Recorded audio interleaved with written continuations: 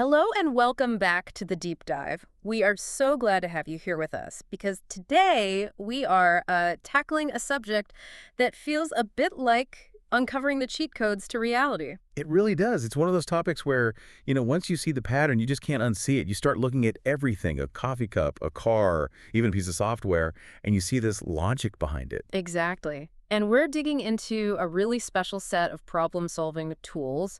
But before we jump in, I have to give a huge shout out to the engine that's powering this whole deep dive. Oh, absolutely. This entire conversation is brought to you by the incredible content over at ID Mechanics 9 on YouTube. Yes.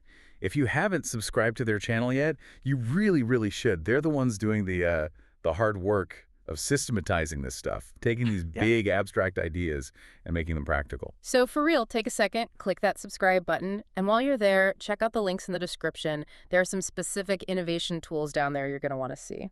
And, as you listen today, leave a comment. Yeah, let us know what sparks something for you. We genuinely want to hear what you're thinking. And that actually brings us right to the core philosophy of what we're doing here. And really, the philosophy of at ID Mechanics 9. It's this idea that innovation is a repeatable process. It's not some eureka moment. It's not a lightning strike. It's an algorithm. I love that framing. It takes all the pressure off, you know? You don't have to be a genius. You just need the map. And today, we're exploring a very specific part of that map. We are. We're continuing our journey through TRZ. The theory of inventive problem solving. Right. Which sounds so academic, but it's unbelievably practical. It's all based on analyzing, thousands and thousands of patents. Tens of thousands, yeah. Yeah. Looking for the recurring patterns. And today, we're hitting the fourth set of 10 principles. So that's principles 31 through 40. And this set is just fascinating because we're getting into some really sophisticated territory. We're going to see how these really abstract concepts like porosity or inert atmospheres solve these incredibly specific, hard problems. And across fields that you would never think to connect. The range is just wild. I was looking through the notes, and we're going to touch on everything from hydrogen cars and software architecture to medical devices and, wait for it, potato chip packaging. It all connects. That's the whole point. And alfalfa. We have to talk about the alfalfa. We are definitely going to talk about the alfalfa. It's probably the weirdest example on the whole list, but it fits the principle perfectly. I can't wait. So, okay, the SMOTE mission today. Explore these principles, see how they jump between industries, and find the underlying logic. Let's do it. Let's jump in. Principle 31. This one is called porous materials. Right. Principle 31. Now, when I hear porous, my first thought is, holes, a defect. If I have a bucket, I don't want holes in it. If I have a beam holding up my house, I want it to be solid. Of course, that's the intuitive take. But TRZ says, no, put holes in it. Why? Because you have to start thinking of nothingness as a feature. A hole isn't a defect, it's an interface. It's a tool. An interface? Okay. So Principle 31 is all about making an object porous, or maybe adding porous elements to it, inserts, coatings, things like that. And the key benefit, it's not just about making something lighter. I mean, weight reduction is huge, obviously. Yeah. Aerospace, automotive, they love that. Sure. But it's about what those pores can do. Okay, so unpack that. What can a hole do besides, leak? Well, let's talk about energy management. Mm-hmm. Damping, specifically. Yeah. Vibration absorption. Okay. If you take a solid block of steel and you hit it with a hammer, it rings like a bell, right? The energy travels through that crystal lattice super efficiently. Right. It transmits the shock all the way through. Exactly. But now imagine a foam structure, like aluminum foam, which is a real thing, by the way. Aluminum foam. Yeah, it's incredible stuff. When energy hits that, it has to travel through this really complex, tortuous path. Yeah. The holes, the voids, they break up the sound waves and the vibration. So it scatters the energy instead of passing it along. It dissipates it. It turns it into tiny bits of heat. This is a massive deal in automotive engineering for what they call NVH noise, vibration, and harshness. Ah, I have that term. You put porous aluminum in an engine mount or maybe a body panel. It's still rigid enough to be structural, but it kills the road noise. It's solving that classic contradiction. Mm-hmm. I need it to be strong, but I also need it to be quiet. I love that. So it's not less material, it's smarter material. Precisely. But the notes also mention another angle that I thought was even more interesting, using the pores to hold something else. Yes, this is where it gets really clever. This is the secondary function. You're not just leaving a hole. You're creating a tiny microscopic container. Okay, give me an example. Let's talk about hydrogen storage. Oh, this is a huge one. Hydrogen cars. Right. And what's the biggest challenge with hydrogen cars? Safety. Storage. You're basically driving a bomb. You're dealing with incredibly high-pressure gas. To get any decent range, you either need a tank the size of a minivan, or you have to compress the gas to insane pressures, like 700 times atmospheric pressure. Which means super thick, super heavy tanks. It kind of defeats the whole purpose of being efficient. Completely. So Yeah. apply Principle 31. This is where the Palladium Sponge comes in. The Palladium Sponge sounds expensive. It is, but the science is mind-blowing. Palladium has this unique property where it can absorb enormous volumes of hydrogen directly into its crystal lattice. Wait, not just into the gaps, into the metal itself. Into the atomic structure of the metal. It basically soaks up hydrogen atoms like a paper towel soaks up water.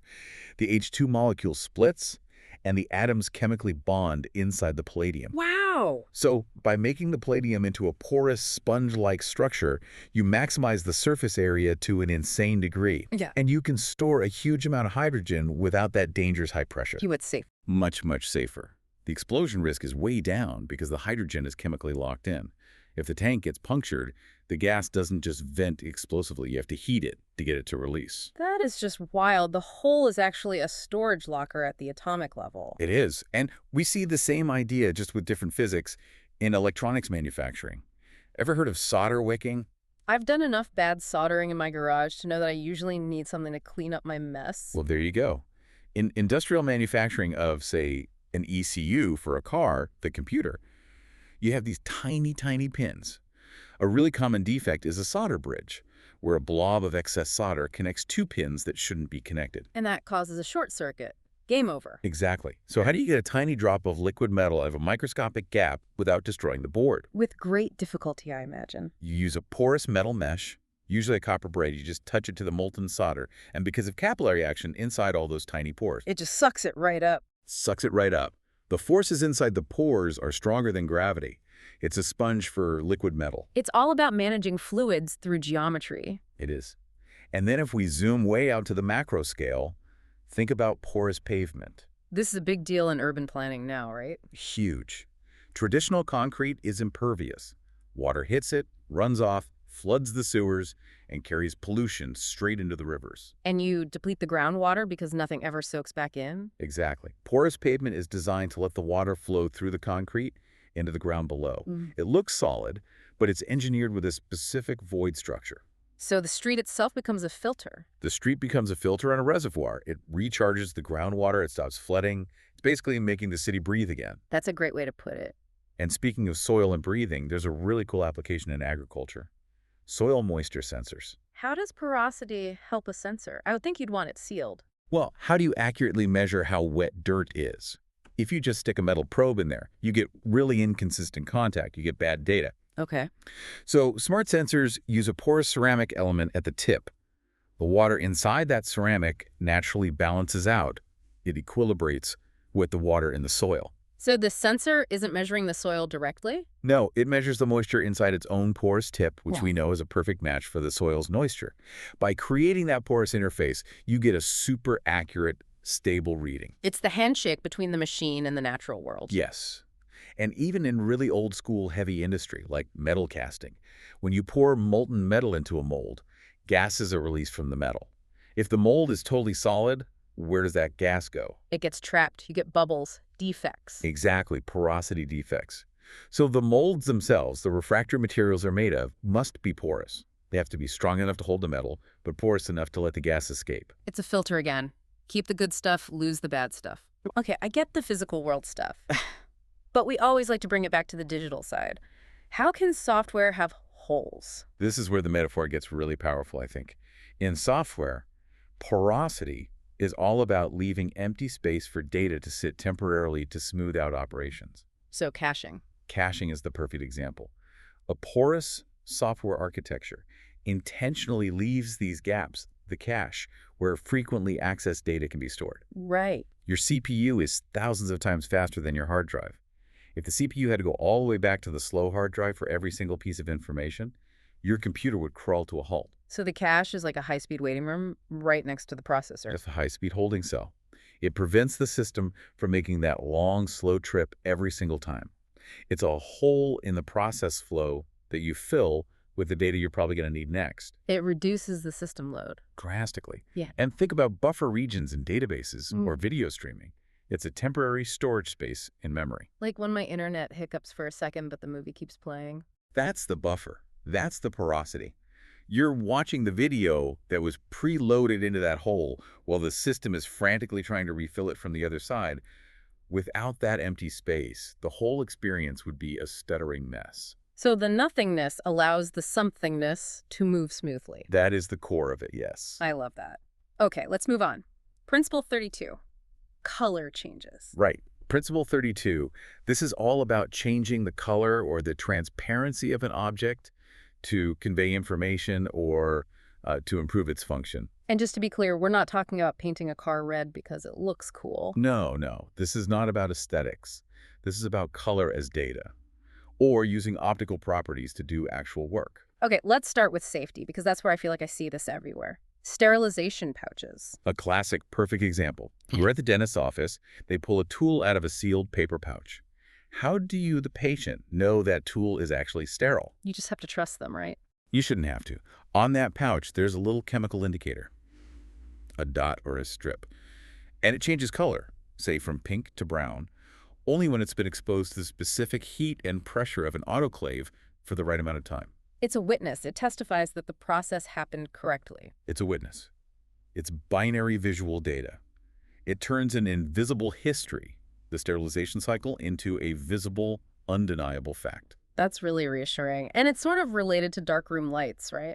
In a way. In a photography darkroom, you obviously need to see what you're doing, but photographic paper is, by definition, sensitive to light. Right. So you use a specific color of light, a red or amber safe light, that has a wavelength that doesn't trigger the chemical reaction in the paper. You're using a property of color to filter the interaction between your eyes and the product. Okay, I have to ask. The alfalfa. I've been waiting for this. How on earth is a plant a sensor? This is one of those facts that just proves how elegant TRIZ can be. So in the oil and gas industry, monitoring pipelines for tiny leaks is incredibly expensive and difficult. You've got thousands of miles of pipe buried in the middle of nowhere. Go on. Well, it turns out nature already has a solution. Alfalfa plants are incredibly sensitive to natural gas in the soil. Really? The gas displaces the oxygen around the roots and encourages certain types of bacteria to grow.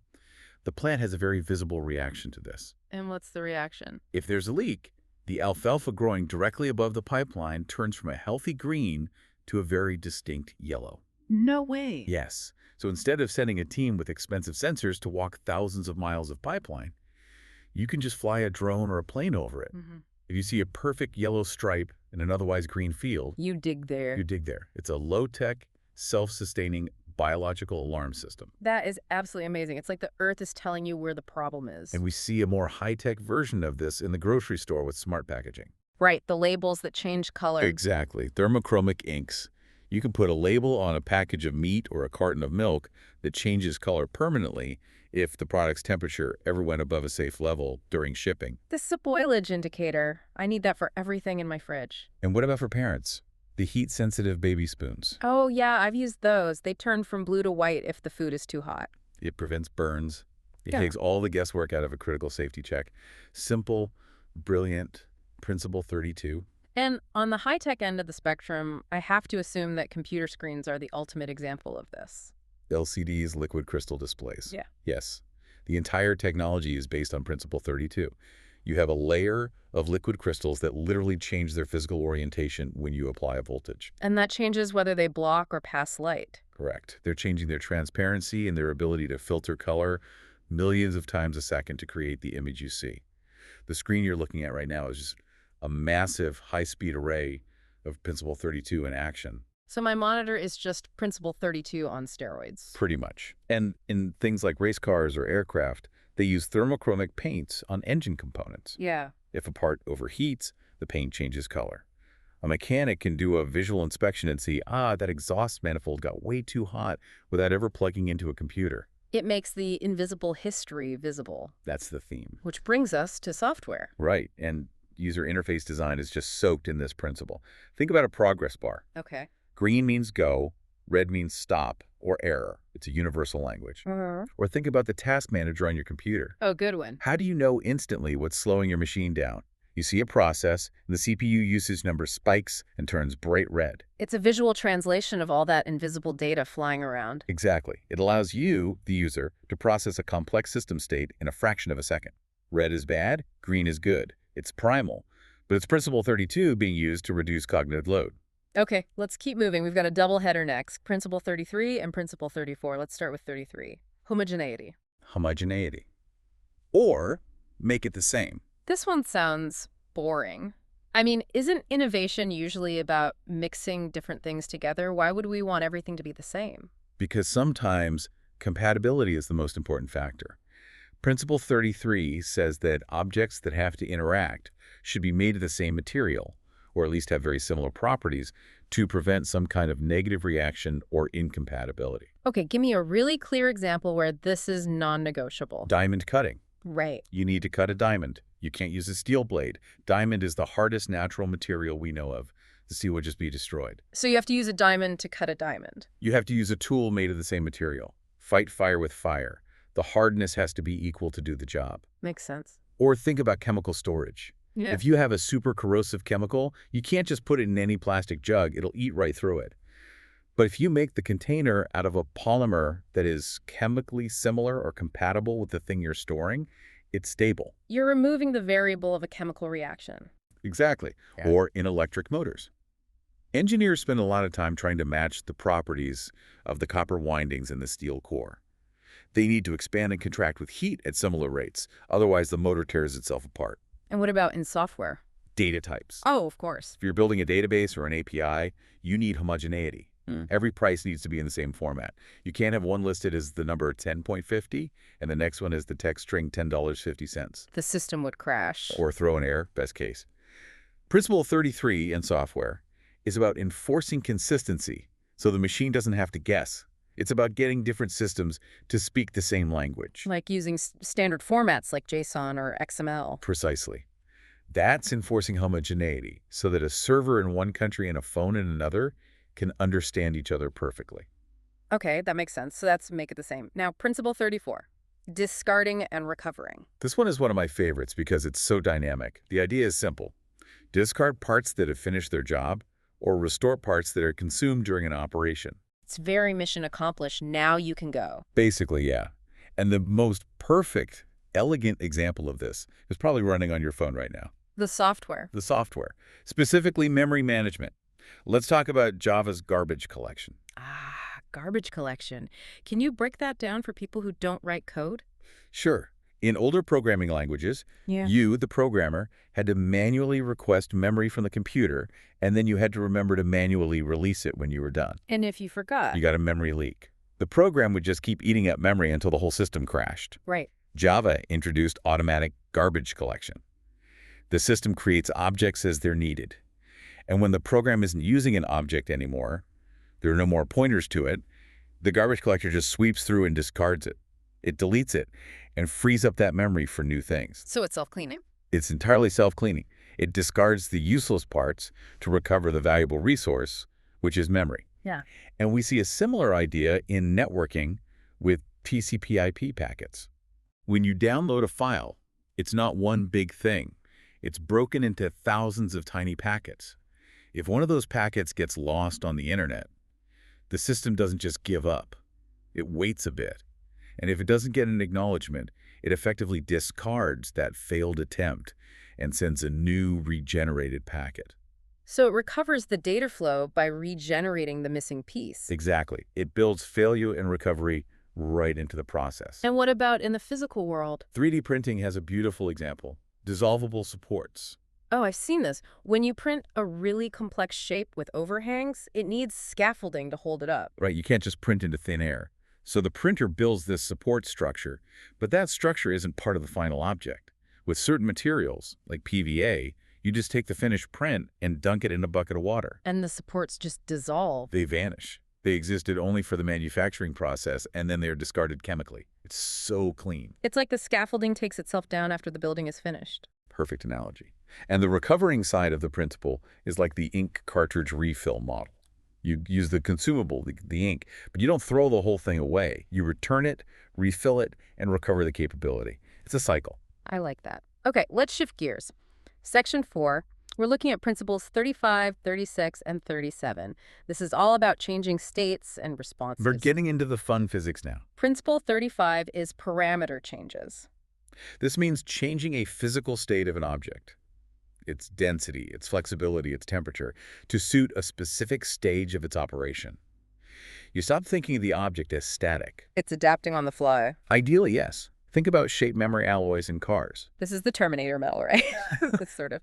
Nitinol is a common one. It has two different crystal structures based on its temperature. So you can design, say, a grille on the front of a car made from this alloy. When the engine is cold, you want less air, so the grille stays closed for better aerodynamics. As the engine heats up, the metal itself physically changes shape. It remembers its open state. And the grille opens up to let more cooling air in. And there's no motor, no computer telling it to open. Nothing. Just the property of the metal reacting to a change in the parameter of temperature. It's so elegant because there are no extra moving parts to fail. That's incredible. I saw another industrial example, gasification of viscous liquids. Sounds messy. It is. Imagine you have a thick, sludge-like liquid that you need to use in a chemical reaction.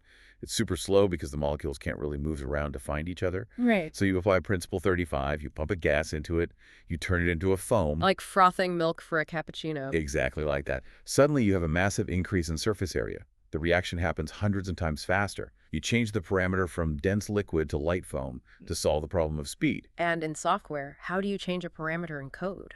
Adaptive thresholds. A great example is a web server thread pool. Okay, break that down for the non-coders. A web server has a pool of workers, we call them threads, ready to handle visitors to your website. If you have too few, people have to wait. If you have too many, the server is wasting energy and resources. It's a balancing act. It is. So Principle 35 says, don't pick one number, change the parameter dynamically. When traffic spikes, automatically increase the size of the pool. When traffic dies down, shrink it. The system breathes with the demand. Smart. Okay, next up, Principle 36, phase transitions. This is all about harnessing the energy that's absorbed or released when something changes state. Solid to liquid, liquid to gas. This is a cornerstone of thermodynamics. And our modern lives, the refrigerator. The refrigerator. A fridge doesn't make cold, it just moves heat. It does that by using a refrigerant that turns from a liquid to a gas inside the fridge. That phase change evaporation absorbs a massive amount of heat from your food. And then it gets compressed back to a liquid on the outside to dump all that heat into your kitchen. Exactly. The whole system is just a machine for riding that phase transition cycle. I saw a note here about herb ice cubes. Is that really a TRIZ principle application? It absolutely is. It's a preservation via phase change. Fresh herbs go bad really fast because of oxidation and enzymes. But if you chop them up, put them in an ice cube tray with some olive oil, and freeze them, change the phase of the water and oil to solid pliant, you completely halt that degradation. And then you just toss the cube into your soup. And it melts phase change back to liquid-releasing, perfectly fresh flavor. You're using the solid phase for storage and the liquid phase for delivery. I am definitely going to tell people I'm using TRIZ Principle 36 the next time I cook. You absolutely should. Now, there was a deep cut in the research notes. Prezhnikov's generator. What is that? Okay, this is for the real engineering nerds. It's a heat engine that uses the Curie point. The Curie point. It's the specific temperature where a magnetic material suddenly stops being magnetic. So imagine a wheel made of this material. A spot on the wheel is magnetic, so it gets pulled toward a permanent magnet. Okay. But right as it gets close to the magnet, it passes by a little flame or a heat source. It heats up, hits its Curie point, and poof, it's not magnetic anymore. So the magnet lets go. The magnet lets go. Momentum carries it past the heat. It cools down, becomes magnetic again, and gets pulled toward the next magnet in the circle. It creates continuous rotation just from heat differentials. That is just mind-bending. A heat engine with no pistons. And the software metaphor. Sleep modes. Hibernate. Aww. When your laptop hibernates, that's a phase transition. It's going from a high-energy, dynamic, active state to a low-energy, static state. It takes everything in its live memory, the RAM, and writes it to the hard drive. It freezes it. It freezes its own brain. It freezes its brain solid. Yeah. And then when you open the lid again, it thaws, it loads it back into RAM, and you're right back where you were. It's digital cryogenics. Laughs. I love that. Okay, Principle 37, thermal expansion. Simple concept.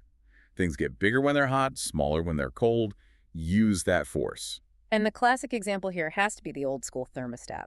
The bimetallic strip. You take two different metals, say steel and brass, and you bond them together. They expand at different rates when heated. So as the strip gets hotter, one side grows faster than the other, and the whole thing is forced to curl. And that curl physically pushes a switch. Exactly. No computer, no power source. Just physics. It's mechanical logic. We also use this in heavy manufacturing with something called an interference fit. What's that? Let's say you need to mount a steel gear onto a steel shaft, and you need it to be so tight that it will never, ever slip. You machine the hole in the gear to be slightly smaller than the shaft. It doesn't fit. Not at room temperature, No. but you heat the gear up, it expands. Principle 37, the hole gets bigger, you slide it onto the shaft, then you let it cool down.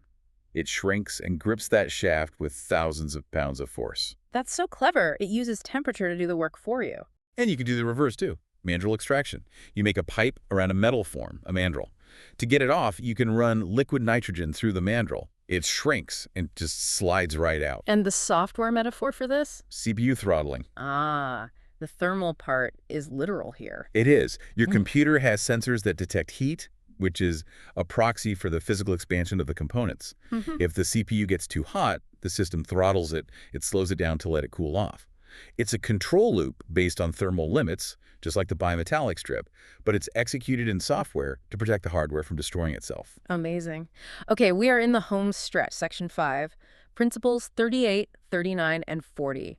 This is chemistry and combinations. Getting down to the elemental level now. Principle 38, strong oxidants. This basically means add more oxygen or use a more reactive, oxygen-rich environment to accelerate a process. And I feel like I know this one from action movies. NOS? Nitrous oxide, exactly. In a car engine, combustion is just rapid oxidation. Fire needs oxygen. Normal air is only about 21% oxygen. The rest is mostly nitrogen, which doesn't help the fire. Right. Nitrous oxide, when heated in the engine, splits apart and releases way more oxygen than the same amount of air could provide. So more oxygen means you can burn more fuel, which means a bigger boom. Much bigger boom. Massive power boost. It's principle 38 in a bottle. But it also saves lives. Yeah. Think about hyperbaric oxygen therapy. This is for divers with the bends, right? That and for wound healing. For a diabetic patient with a persistent ulcer, for example, you put them in a high-pressure chamber filled with pure oxygen. It forces oxygen deep into the blood and tissues, aggressively fueling the body's natural healing process. It's supercharging the body's repair crew. Yes, and we use ozone, which is O3, a super reactive form of oxygen, for water purification. It just tears apart bacteria and pollutants. It chemically burns them out of the water. And in software, how do you have a strong oxidant in code? Think about an aggressive mode in a utility program, like a garbage collector or a disk cleanup tool. The ones that really go looking for trouble. Right.